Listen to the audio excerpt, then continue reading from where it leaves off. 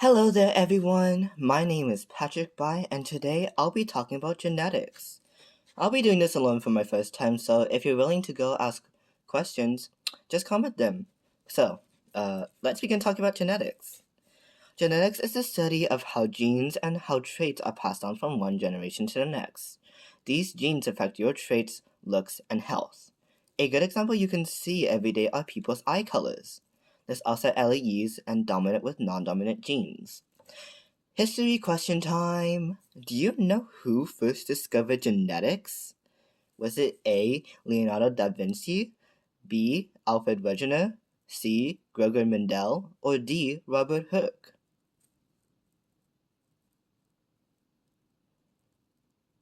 If you chose C. Gregor Mendel, you are correct. Gregor Mendel first discovered genetics in 1865 by experimenting on pea plants that showed the traits in a particular pattern. That is an interesting way to discover genetics. Anyways, with these genes, there's also LEEs. LEEs are variants in a gene that occur on a fixed spot in a chromosome. LEEs also might indicate blood types, color blindness, and many other traits. I guess there's a reason why people say me and my sister look similar. I don't see it. Okay, going back on track. LEEs have dominant and recessive traits. Dominant traits are shown if they have two copies of the LEE, and same goes with recessive. Fun fact, science is something I like learning, but when it came to learning genetics, I really hate Punnett squares. If you don't know what Punnett squares are, it's these things. I despise these things.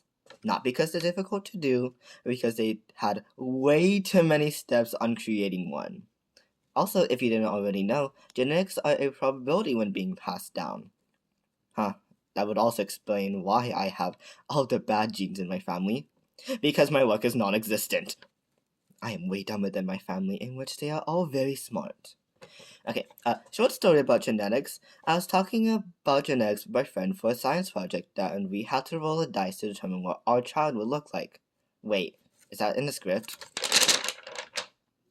Oh, yes it is. Anyways, it felt weird while rolling the dice, but my friend says, we have no genes in common. Like at all. I also agree because both of us are very different in comparison to each other. Literally. On to the story, after we finished rolling the dice that decided our child's genetics, we were supposed to draw it as a senior on picture day.